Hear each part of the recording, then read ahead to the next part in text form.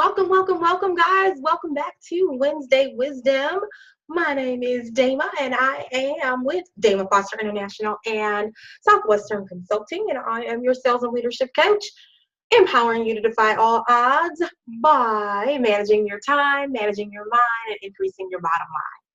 Welcome back to another lovely Wednesday. Today, guys, briefly, I want to talk to you about fear setting. Fear setting, okay? And so we all know what fear is, right? And so fear is one of those things that we've learned at a very young age. So when your parents told you to stop, don't touch it, it's hot, don't put your finger on it. We learned fear, right? We learned it really, really early.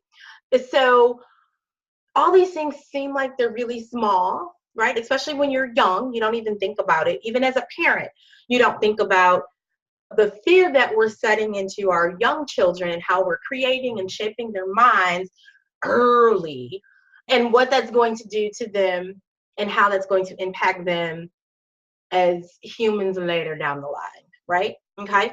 So even think about the fact that if you're Christian, like myself, growing up in church, you were told if you lied or if you sinned, you're going to go to hell and you're going to burn for eternity, right? Fear. We've never seen hell. We don't know anybody that's been there. We don't know anybody that's burned and came back and said they burned, but we still believed it, and it still has shaped who we are in our adulthood, right? Okay. So in short, we're held back by fear. So the question is, how can you overcome these fears? And so that's what I want to really talk about today. So that answer is what I like to call fear setting, okay? So the general idea behind fear setting is that you're going to more clearly define what your fears are and then start to come up with a more effective way to actually handle them. Does that make sense? Okay, so for many of us, our fears, again, are abstract and general, and rather than being more concrete and specific.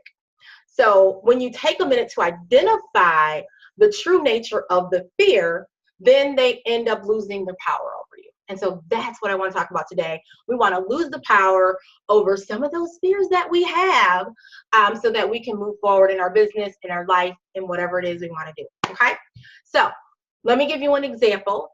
If you want to start a business, and I'll use this example because I've been here many times.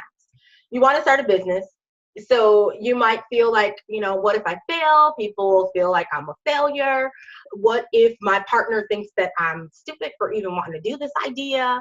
Maybe you'd have to leave your job and you may not be able to get a job back if things don't work out. So these are some of the fears that go along with starting your own business and venturing out. And some of you may have had these fears that are already in your business and that are running your business. And so you can relate to these. Okay. So all of these seem like legitimate fears, right? Now what you're going to do with those fears is you want to write them down, thereby making yourself really fully aware of what they are when you write it down, right? That makes you aware. So once you've done this, then you can start to go through each one by one and address how realistic that fear really is. Okay? And what would you do if it actually came true? And how could you prevent it? Right? So we're fear setting. So we're embracing the fear before it happens, right? And so one of the things I know that I always like to ask is, what's the worst thing that can happen? What's the worst thing that can happen? If it's not death, if it doesn't cause harm to my family, if I'm not homeless,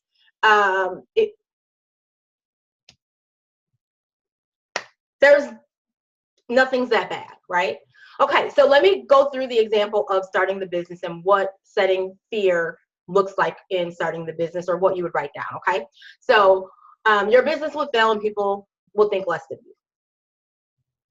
So most people would in fact be more likely to think more of you for having tried something exciting and actually moving past fear, because most people live in fear or have a fear.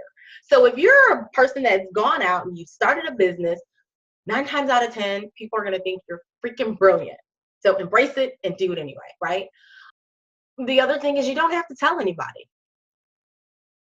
So when we decided to close our businesses, we didn't tell anybody. When we decided to close our restaurant, I mean, it just kind of closed one day. We never did any public announcement about it. You don't have to tell anybody. The third thing is, who cares? People have their own issues, their own business, their own stuff going on. People really don't care as much as we think they do. Okay? Some examples of if your spouse will think you're foolish. Ask them. They'll probably think that what you're doing is inspiring and maybe they should support you, especially if you show them that it's going to work. Most spouses will go along with whatever you want to do or support you in whatever you want to do. If they think you're going to go through with it and if they think you're going to be successful, they are going to stand by your side. And so we see this a lot even with our coaching clients. Yeah, I have to talk to my spouse. Well, I'm going to tell you what your spouse is going to say. Honey, if you're going to do it and it's going to help you grow your business and you're going to stick to it and you're going to commit 100%, do it. If not, don't. There's your spousal answer. All right. So fear setting shows us that the only thing to fear is fear itself. So what we fear doing most is usually what we need to be doing. Right? Life is all about growing. And if it's not scary, you're not growing. All right, guys, just wanted to hop on, give you a little bit of wisdom on this Wednesday. Hope that was helpful for you in moving past your fear. And make sure you share it. Any questions, observations, concerns, post them below. Email me, text me, call me. That's it. Talk to you guys on next week. Hope you guys go out and have a productive day. And until next time, guys, keep defying those odds. Peace.